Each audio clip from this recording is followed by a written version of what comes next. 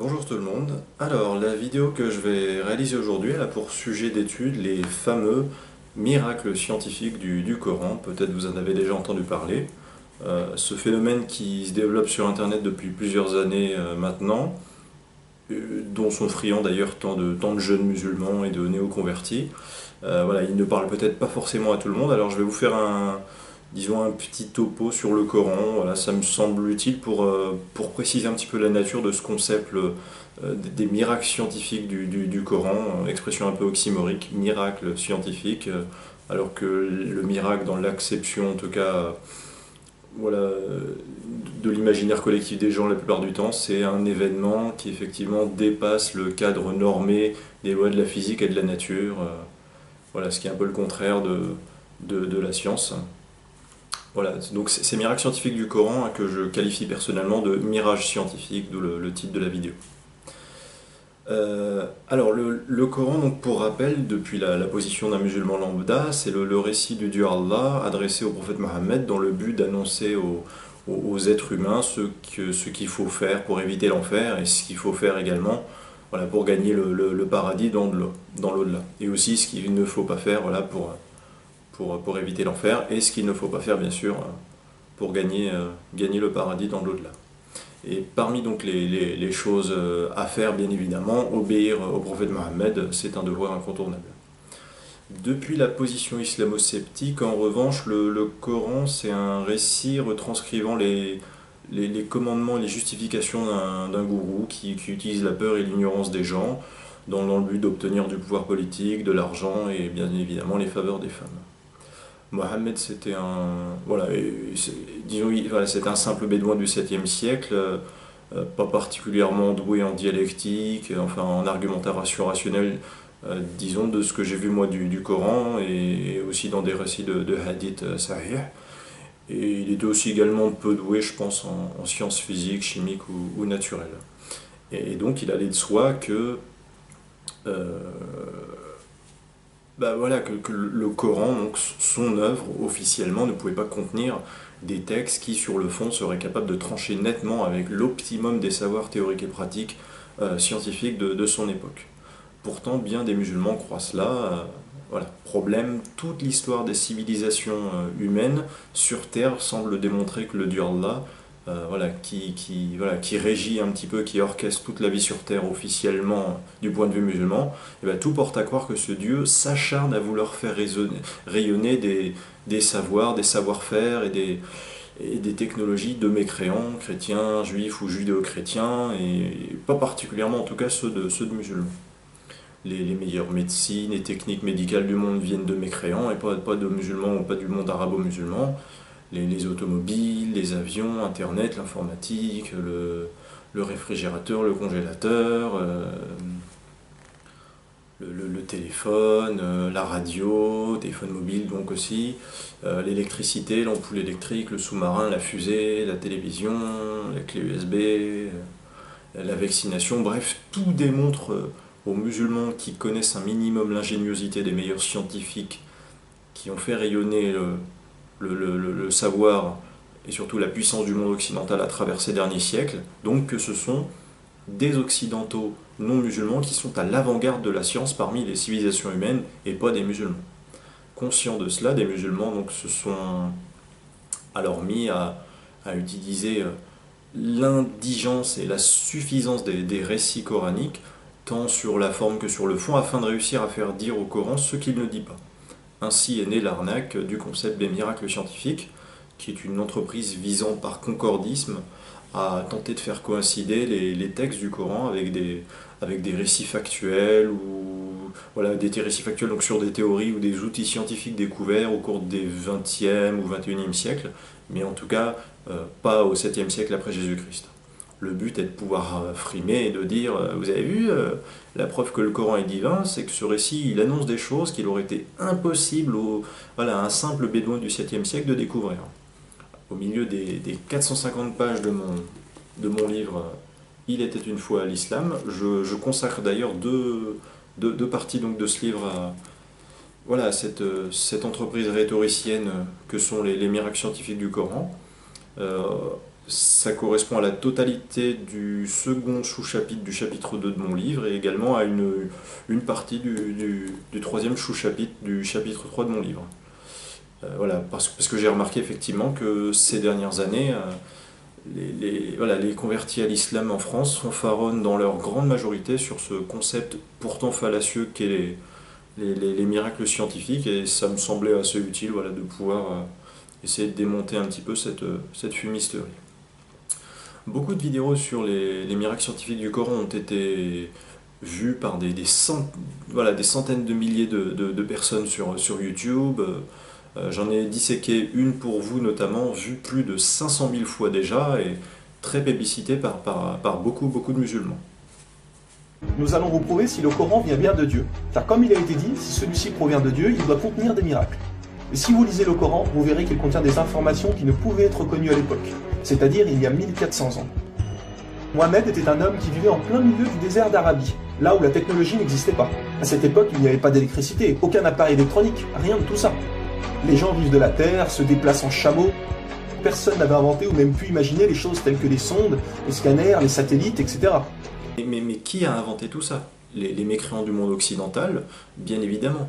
Quels hommes ont eu la meilleure capacité au cours de ces derniers siècles à transformer les savoirs théoriques en objets ayant des implications pratiques utiles, voire salutaires pour la santé et la vie des gens? Les mécréants, et notamment donc les chrétiens, juifs, athées ou agnostiques issus du monde occidental. Il y a plein d'exemples. Il y a Léonard de Vinci, Nikola Tesla, Benjamin Franklin, Louis Pasteur, Thomas Edison. Personne n'avait inventé ou même pu imaginer les choses telles que les sondes, les scanners, les satellites, etc. Surtout pas les musulmans que les occidentaux ont trouvé en colonisant le monde arabo-musulman, et notamment dès 1830 par la campagne de conquête de ce qui allait devenir l'actuelle Algérie par les Français. Bref, la colonisation de terres où les musulmans locaux ont fait comme ceux partout ailleurs, pardon de le dire, mais ils ont figé le Moyen-Âge à tout jamais. Alors j'entends déjà d'ici voilà, qu'on va me sortir les grands classiques. Attends, ce sont les Arabes qui ont inventé les mathématiques, les Arabes qui ont inventé la médecine, les Arabes qui ont inventé l'astronomie. Alors déjà, moi je ne raisonne pas comme un tribaliste. Si un Arabe commet un crime en France, je ne dis pas que les Arabes sont des criminels. Si un Arabe vole, je n'en déduis pas que les Arabes sont des voleurs.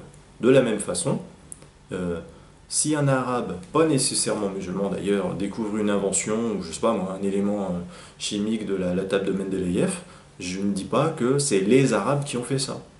Alors en plus, personne n'a inventé les mathématiques ou la médecine, c'est un raisonnement complètement inepte. Je veux dire, un homme de Cro-Magnon sur une plage qui voit un tas de 6 noix de coco sur sa gauche, et puis sur sa droite il voit 2 tas de 3 noix de coco, et puis il se dit que dans sa tête il se dit que les 2 tas voilà, forment la même somme de noix de coco. À ce moment-là, il conceptualise déjà une opération arithmétique de l'ordre de ce qu'on pourrait appeler les mathématiques. Voilà, les mathématiques ne sont pas nées du jour au lendemain. Il n'y a pas quelqu'un qui a découvert les mathématiques ou qui a inventé les mathématiques. Il y a des petits apports de transmission de savoir avec le temps un peu partout sur Terre. Il n'y a pas un peuple qui tout à coup invente les mathématiques ou la médecine. Voilà, chaque être humain qui se soigne avec une plante parce que ça permet de faire cicatriser la plaie plus vite, ou alors un autre être humain ailleurs qui conçoit un algorithme dans sa tête. Voilà, peu importe d'où et de quand il vient, enfin, il fait des mathématiques ou il fait de la médecine tout simplement. Mais quand on fait une espèce de hiérarchie sur l'efficacité notamment, les meilleurs mathématiciens, médecins, astronomes, voilà, les meilleurs scientifiques au monde de domaines très complexes, ce sont les Européens, ou tout du moins les Occidentaux. Voilà, eu égard, je dis occidentaux, eu égard aux différents grands scientifiques des États-Unis d'Amérique, aux racines européennes pour la plupart, voilà, qui ont apporté beaucoup en matière de savoir-faire et de technologie. Et pourtant, dans le Coran, nous pouvons lire « Sous l'eau, il y a des endroits où il y a de l'eau douce et de l'eau salée. Et entre les deux se trouve une barrière invisible qui empêche les deux eaux de se compénétrer. C'est-à-dire que le sel de l'eau salée ne va pas dans l'eau douce. Ces barrières les empêchent. Les océanologues comme Jacques-Yves Cousteau ont découvert cela récemment grâce aux sous-marins où ils ont pu faire des prélèvements d'eau, etc.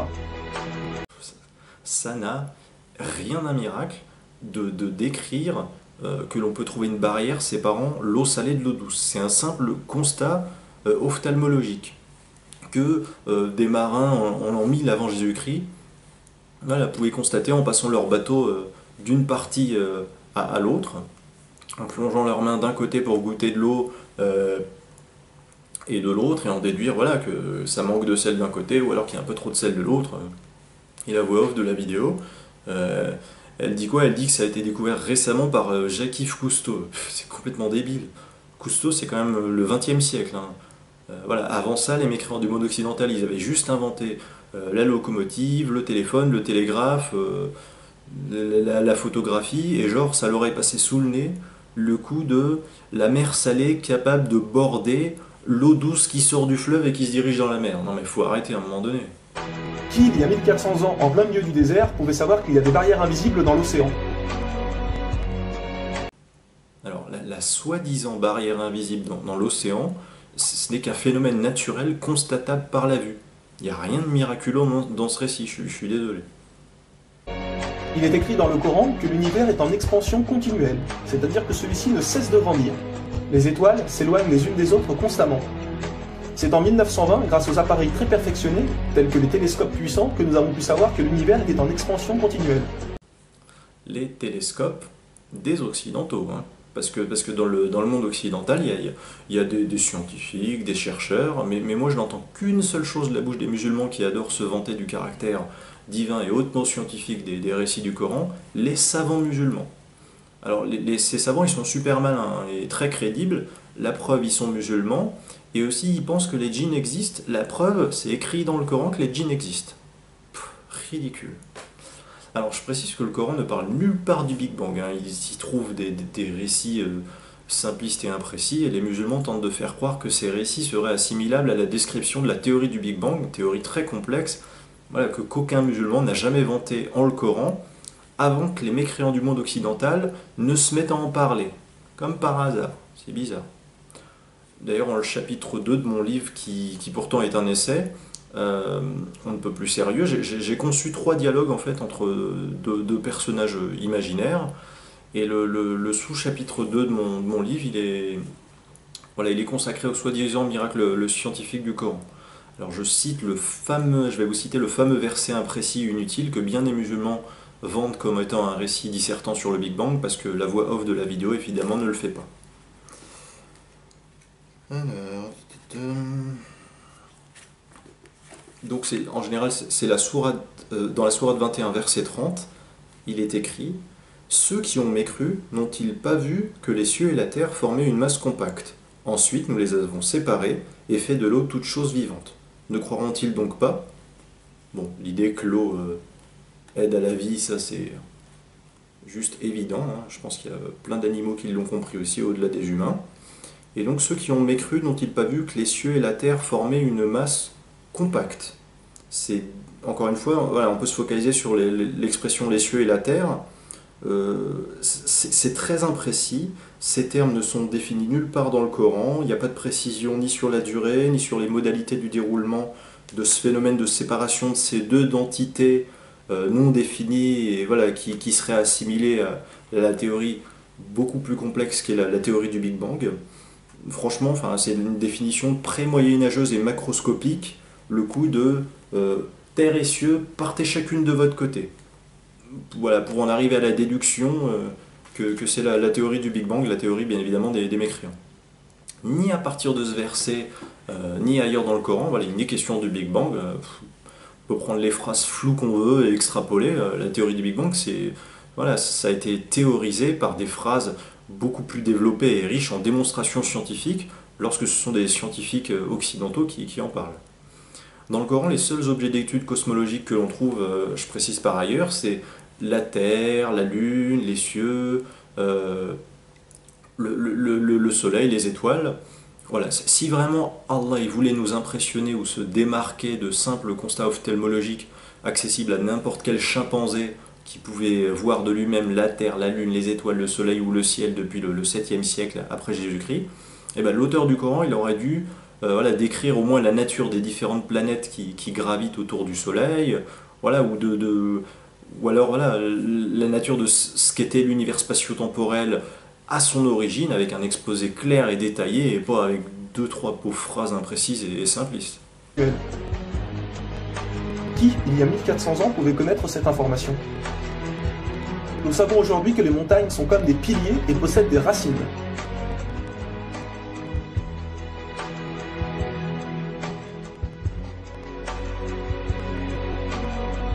Sans les montagnes, il y aurait très fréquemment des tremblements de terre.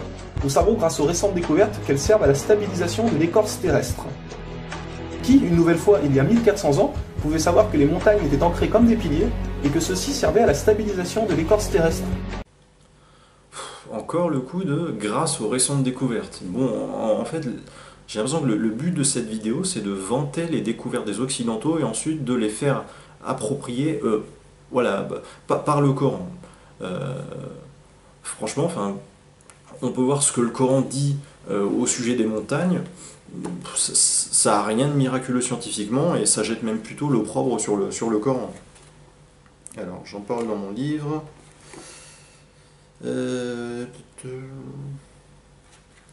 Donc c'est toujours dans le même sous-chapitre du chapitre 2, Sourate 16, verset 15, et il a implanté des montagnes immobiles dans la terre afin qu'elles ne branlent pas en vous emportant avec elles, de même que des rivières et des sentiers, pour que vous vous guidiez. Ou alors Sourate 21, verset 31, nous avons placé des montagnes fermes dans la terre afin qu'elles ne s'ébranlent pas en les entraînant, et nous y avons placé des défilés servant de chemin afin qu'ils se guident. Alors déjà, voilà, les montagnes immobiles dans la terre, encore une fois, ça discrédite un petit peu le Coran parce que à l'échelle d'une vie humaine, les montagnes paraissent immobiles, oui évidemment, mais à l'échelle des temps géologiques sur des millions d'années, voilà, les montagnes bougent, se meuvent, et les Alpes n'ont pas toujours existé et elles cesseront un jour d'exister. Donc, je vois pas ce qu'il y a de miraculeux là-dedans. Il est écrit dans le Coran que Dieu a créé les 7 cieux et la terre par le même nombre, c'est-à-dire 7. Nous connaissons aujourd'hui, grâce aux sondes qui vont sous terre, que la planète possède 7 couches terrestres. Le noyau interne solide, le noyau externe liquide, la couche D, le manteau inférieur, puis le manteau intermédiaire, le manteau supérieur et la lithosphère. Subdivision totalement arbitraire. Alors déjà, les 7 cieux, on ne sait même pas ce que c'est précisément.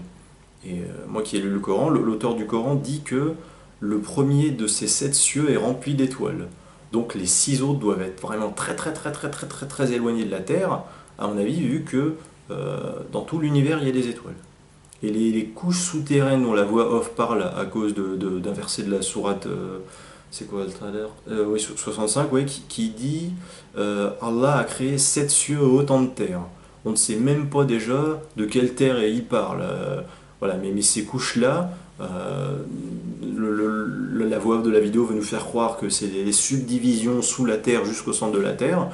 Dans l'absolu, on pourrait les faire passer à 12 couches ou à 4 couches si on veut appliquer un degré de différentiel en nature basé sur des normes plus ou moins restrictives, voilà, selon des qualités mesurables telles que la température moyenne, le niveau de rigidité ou de viscosité, la densité de matière. Enfin, c'est complètement ridicule.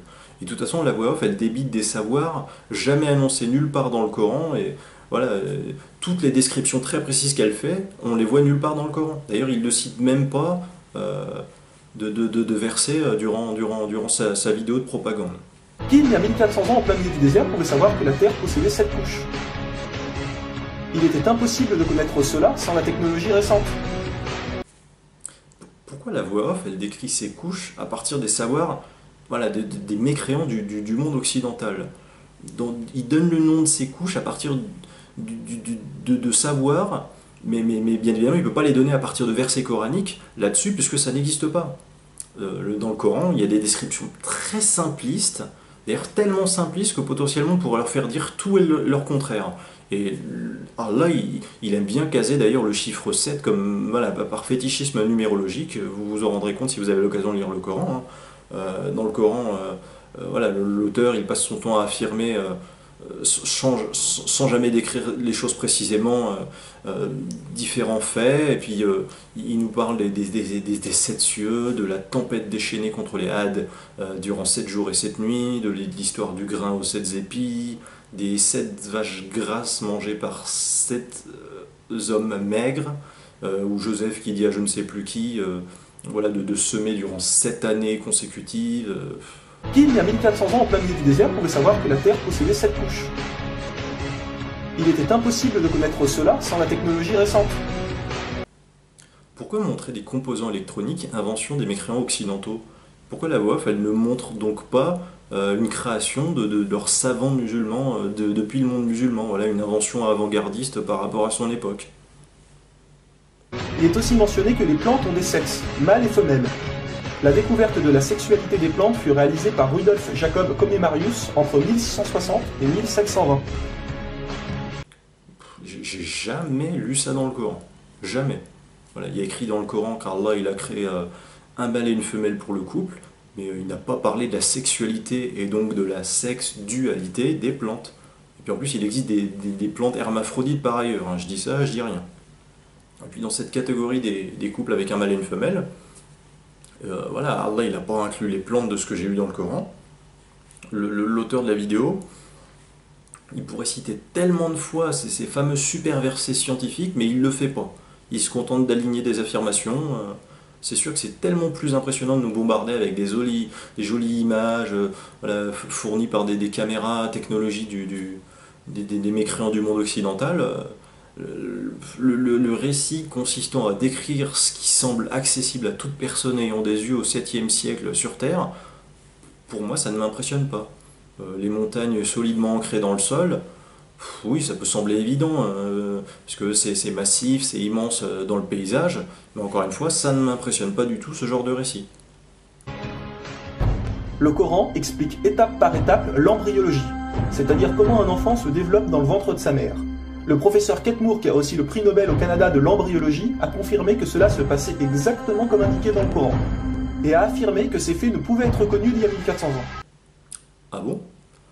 Bah déjà dans le Coran, nulle part Allah il ne parle de l'ovule. Normal, l'ovule on ne le voit pas. Encore une fois, Allah qui voulait mettre des soi-disant miracles scientifiques dans son Coran dans le but d'impressionner, afin de mieux faire, voilà, voilà, afin d'impressionner, dans le but de mieux faire accepter le savoir coranique éventuellement, enfin l'objectif est complètement raté. Il fait que citer des évidences visibles, accessibles à un bédouin du 7e siècle. J'ai pas l'impression qu'il soit capable de dire plus que ce que Mohammed aurait pu savoir en son temps voilà, sur la péninsule arabique. L'auteur du Coran parle depuis le Coran du sperme de l'homme entrant dans la femme et se transformant en bébé. Ça n'a rien d'avant-gardiste. Depuis des millénaires, tous les hommes ont compris ça. Un exemple, le Coran explique qu'à un moment, le fœtus a la forme d'une sangsue dans le ventre de sa mère. Et si on regarde des images des scanners, nous nous rendons compte que l'embryon a exactement la forme d'une sangsue et qu'il s'accroche à une paroi du corps comme le fait une sangsue. C'est nul. Je sais pas, moi je peux être un barbare arabo-musulman qui vit au temps du prophète et qui ouvre le ventre d'une femme enceinte à coups d'épée. Voilà, une femme enceinte depuis peu qui m'a supplié de ne surtout pas la tuer, et puis aller voir mes copains et leur dire oh les gars, je viens d'éventrer une mécréante de plus, voilà, elle m'a supplié de ne pas la tuer parce qu'elle était enceinte, et à l'intérieur, son bébé, pas encore trop bien formé, ça ressemble à une sangsue. Voilà. En quoi est-ce avant-gardiste ce nouveau et simple constat d'ordre ophtalmologique, cette comparaison métaphorique?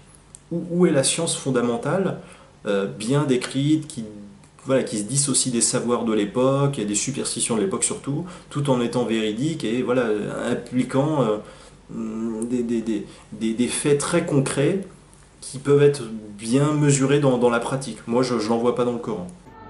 Vous voyez comment les versets coraniques s'accordent parfaitement avec la science d'aujourd'hui? Pour savoir cela, il a fallu attendre l'arrivée de scanners, de caméras, etc. Les scanners, les caméras, enfin bref, que des trucs d'occidentaux, plus issus d'environnements socio-culturels ou socio-éducatifs chrétiens, juifs ou judéo-chrétiens, mais surtout pas musulmans en tout cas. Désolé. Il est écrit dans le Coran que les fourmis parlent. Nous l'avons confirmé en 2009 grâce aux appareils auditifs puissants, un homme ne peut entendre ces bruits à l'oreille nue comme ça. Parler dans quel sens? Presque tous les animaux se parlent entre eux dans l'absolu, pas plus les humains et les fourmis que les loups, les ours ou les chats. Le récit coranique sur le fait que les fourmis parlent, en plus il ridiculise plus qu'autre chose l'auteur du Coran, quoi. C'est dans la sourate les fourmis, la sourate 27, ça parle du prophète Salomon, enfin version coranique en tout cas, et d'armées d'oiseaux et de djinns. Les djinns qui, je le rappelle, ne sont ni plus ni moins que de la superstition. Mais Allah il dit qu'il les a créés dans le Coran, et bien évidemment les auteurs de vidéos de propagande sur les miracles scientifiques du Coran, ils vont pas trop s'empresser de se vanter de l'existence des djinns. Voilà, ça c'est avant-gardiste, il n'y a qu'un problème, c'est que c'est complètement faux et ridicule. Nous savons qu'au début du monde, il y avait seulement une nébuleuse primaire, compactée en une seule masse et qui a explosé, ce que nous appelons aujourd'hui le Big Bang. Le déroulement du Big Bang est pourtant écrit dans le Coran. Le Big Bang a été découvert au XXe siècle, alors que le Coran a été écrit au 7e siècle. Allez, la voix off, elle continue d'extrapoler, et bien sûr, elle ne cite pas ses sources. Le Coran affirme que ce sont les abeilles femelles qui ramassent le pollen des fleurs. Pourquoi le Coran ne parle que des femelles et non des mâles? Eh bien la science a découvert récemment qu'effectivement les femelles possédaient des organes que les mâles n'ont pas, et ceux-ci ne peuvent pas collecter le pollen des plantes. Encore et toujours, qui pouvait savoir il y a 1400 ans que les mâles n'ont pas les organes nécessaires pour le prélèvement du pollen? Qu'est-ce que tu racontes, la voix off? Non mais arrête d'extrapoler sur du vide, sérieux. Le Coran ne décrit absolument aucune caractéristique physiologique des abeilles, et encore moins il ne donne d'éléments permettant de distinguer les abeilles mâles des abeilles femelles. Faut vraiment arrêter de nous balancer des images de huttes au milieu de la brousse, là, au moment où il nous sort son slogan 1000 fois ressassé. Qui pouvait savoir il y a 1400 ans? Ridicule, quoi. Il y a longtemps, les gens pensaient que la Terre était plate. Ce n'est qu'en 1577 que Francis Drake fait le tour de la planète et prouve que celle-ci est ronde. Le Coran, environ 1000 ans plus tôt, affirme que la Terre est ronde. Faux. Le Coran ne dit jamais que la Terre est ronde. Et la voix off ne peut bien évidemment pas citer un verset coranique dans ce sens-là, puisque ça n'existe pas. Le Coran il dit qu'Allah il a fait de la Terre un tapis, et que cette Terre elle est comme une couche qui s'étend. Voilà. Vous connaissez des sphères rotondes ressemblant à un tapis, ou alors des sphères rotondes capables de se déployer en longueur et en largeur, telle une couche qui s'étend? Moi j'en connais pas. Le Coran, environ 1000 ans plus tôt, affirme que la Terre est ronde, mais ne s'arrête pas à ça. Pour donner un exemple, il est dit que la Terre ressemble à un œuf, mais pas n'importe quel œuf, celui d'une autruche. La Terre qui ressemblerait à un œuf d'autruche selon le Coran? Franchement, en toute bonne foi, j'ai jamais lu cette comparaison nulle part dans ce livre. Faut vraiment arrêter de mentir, ou alors citer des passages du Coran que vous mettez en avant la voix off, parce que là, partez dans un grand délire. J'ai jamais lu cette comparaison. Et si vous regardez un œuf d'autruche, vous verrez qu'il n'est pas tout à fait rond, mais qu'il est aplati en haut et en bas. Celui-ci est de forme géosphérique. Et nous savons aujourd'hui que la Terre non plus n'est pas tout à fait ronde, mais qu'elle est aplatie au niveau des pôles. Et donc qu'elle est également de forme géosphérique. Tout ce que nous savons des sciences géologiques aujourd'hui ont pour base les savoirs de mécréants occidentaux. Tiens à le préciser. Et si vous regardez un œuf d'autruche, vous verrez qu'il n'est pas tout à fait rond, mais qu'il est aplati en haut et en bas. Celui-ci est de forme géosphérique. Et nous savons aujourd'hui que la Terre non plus n'est pas tout à fait ronde, mais qu'elle est aplatie au niveau des pôles. Et donc qu'elle est également de forme géosphérique. Qui, il y a 1400 ans, pouvait savoir que la planète Terre était géosphérique? Allez, rebalance-nous toutes les images de huttes de Touareg avec ta musique de cours de yoga.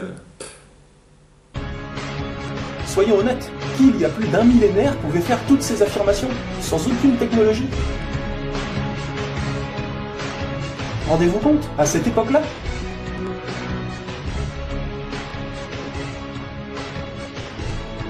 Et soyez conscients que je n'ai donné que quelques exemples. Il y a plus de 500 versets qui parlent de science sans aucune erreur.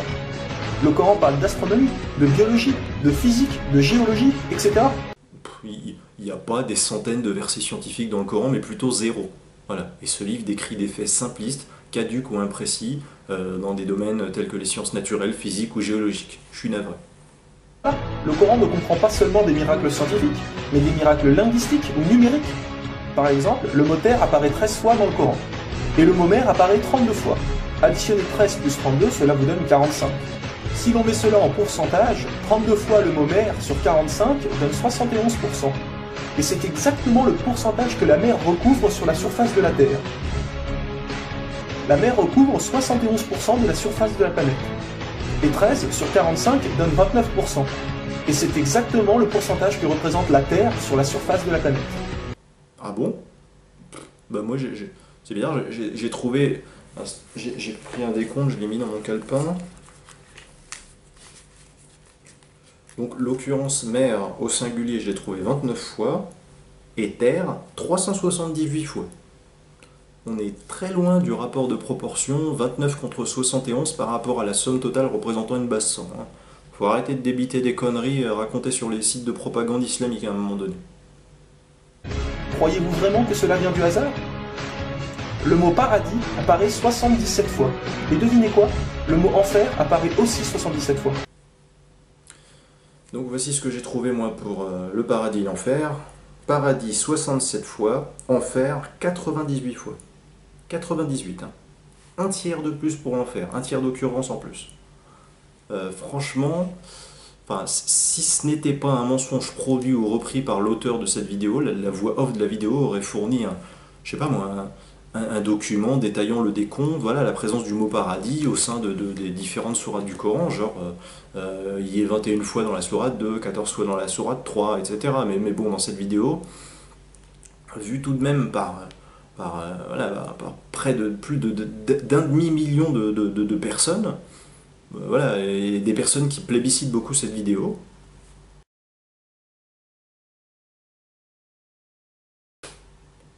je suis désolé, hein, la voix off, elle se contente d'enchaîner des affirmations, mais elle ne prouve pas grand-chose en se servant du Coran pour l'instant. Le Coran est d'une beauté incomparable. Dans la langue originale, c'est-à-dire en arabe, environ la moitié du Coran rime. Le Coran contient des palindromes. Un palindrome est un mot qui veut dire la même chose si on le dit à l'envers. Par exemple, Bob, à l'envers, vous aurez toujours Bob. Ou kayak, à l'envers, vous aurez toujours kayak. Un mot comme ça peut se trouver. Mais une phrase entière, cela est quasiment impossible. Ou alors votre phrase ne voudra rien dire. Mais non, le Coran possède des phrases entières en palindrome, et ces versets ont un sens très profond. Eh ben cite-les-nous, tes phrases palindromes, au lieu de nous faire languir, là, enchaîner les prétentions, jamais appuyées par la moindre citation coranique.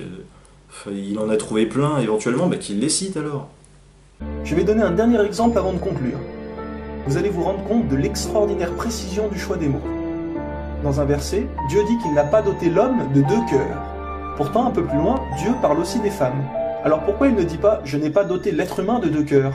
Pourquoi ne parle-t-il que des hommes, puisque les femmes sont mentionnées après? Quand nous lisons tout le passage, nous nous rendons compte que Dieu ne parle pas au sens littéral, mais au sens figuré. Il explique que l'homme ne peut pas être croyant ou non-croyant. C'est l'un ou l'autre, les deux ne peuvent pas coexister. Ou on a la foi, ou on l'a pas. Mais si nous prenons ce verset au sens littéral, est-ce vrai? Oui, bien sûr, l'homme ne possède qu'un seul cœur. Mais pour les femmes, elles peuvent être enceintes, n'est-ce pas? Et quand elles sont enceintes, combien de cœurs possèdent-elles? Vous vous rendez compte de ça?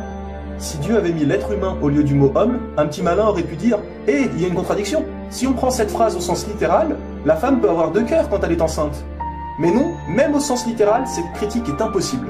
Que ce soit au sens littéral ou figuré, le Coran est inattaquable. C'est quoi ce raisonnement tordu? Bon, allez, admettons. Allez, admettons que le Dieu Allah il existe vraiment et comment dire, qu'il ait dit que qu'il ait dit ne pas avoir placé deux cœurs dans la poitrine de l'homme à cause du fait que la femme pouvait tomber enceinte. Et donc, il a dit ça car le corps d'une femme enceinte, d'un bébé humain forcément, du coup ce corps-là contiendrait plus d'un cœur. En quoi est-ce miraculeux? N'importe qui peut penser à cette métaphore ou à cette réalité factuelle de toute façon. Enfin, tout le monde peut arriver à cette conclusion. Il n'y a pas besoin d'être un génie en sciences.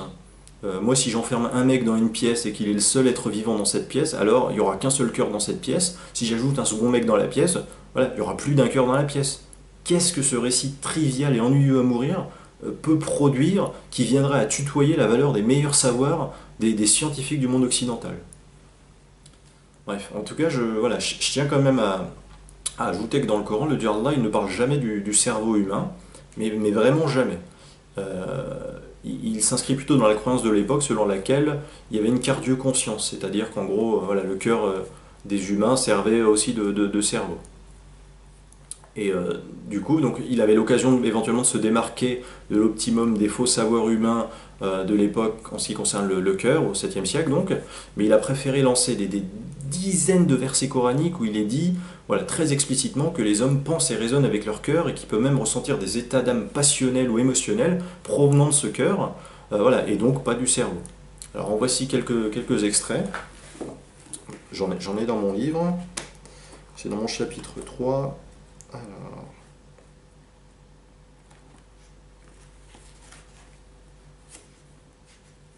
Donc c'est des extraits du Coran. Allah il dit, Allah il connaît fort bien le contenu des cœurs. Il dit, le cœur n'a pas menti en ce qu'il a vu. Il y a dans les cœurs une maladie de doute et d'hypocrisie, et Allah laisse croître leur maladie. Leur cœur reste dans l'ignorance à l'égard de cela, le Coran. Ainsi l'avons-nous fait pénétrer le doute dans le cœur des criminels.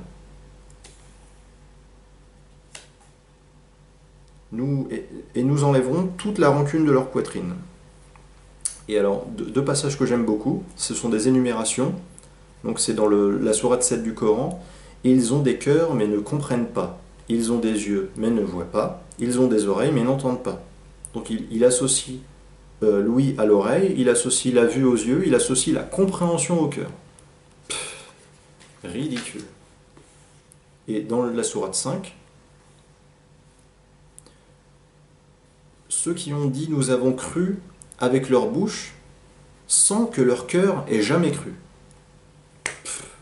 Miracle scientifique, zéro. Vous avez bien la preuve que le Coran ne peut que venir de Dieu et non d'un être humain. Comment se fait-il que la technologie d'aujourd'hui, la plus développée qui soit, ne puisse créer un seul animal ou plante? Ce que Dieu a créé, nous sommes incapables de le réaliser. Tout ce que nous construisons ne sont rien en réalité face à la nature.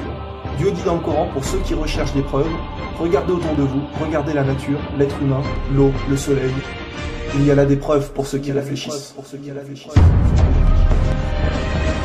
Waouh, il nous en a mis plein la vue à la fin de la vidéo, là, on dirait la bande-annonce d'un blockbuster hollywoodien. Alors malgré cela, moi je comprends vraiment pas, voilà, que des niais en quête d'identité collective puissent tomber dans le piège des miracles scientifiques du Coran. Qu'est-ce que vous cherchiez à montrer aux gens à qui vous avez diffusé, au cadre du FN, à qui vous avez diffusé cette vidéo exactement? Alors, l'intérêt on va dire, en mettant cette vidéo, c'était clairement pour les gens aujourd'hui, quelqu'un qui se convertit à l'islam, s'est rattaché tout de suite, on va dire, l'actualité, surtout la géopolitique, avec le djihadisme. Pour moi, c'était un petit peu de montrer quelque chose d'iconoclaste, dans le sens que le Coran, bah, finalement, on connaît, on va dire, les choses qui font polémique avec le djihad, mais ces éléments sur la science, peu de personnes les connaissent. Donc, finalement, c'était de montrer ça. Quand même, vous n'êtes pas naïf. Bien sûr qu'il est naïf. Oui, il est naïf. Les conversions à l'islam, j'en parle un petit peu dans le chapitre 4 de mon livre « Il était une fois l'islam ». Et franchement, Maxence Butey, il me semble vraiment être un cas d'école, quoi. Dans son ignorance, dans sa satisfaction à laisser d'autres penser, analyser et conclure à sa place sans doute. Voilà, c'est-à-dire sa capacité à avaler les conneries des miracles scientifiques du Coran, mais aussi dans son zèle de converti, culpabilisant sans doute de ne pas être musulman depuis tout petit, contrairement voilà, à ceux qui le côtoient et qui l'ont influencé. Voilà, et du coup, il se sent peut-être obligé d'adapter son sens moral à celui du prophète Mohammed, quitte à devoir tolérer le pire, genre la lapidation.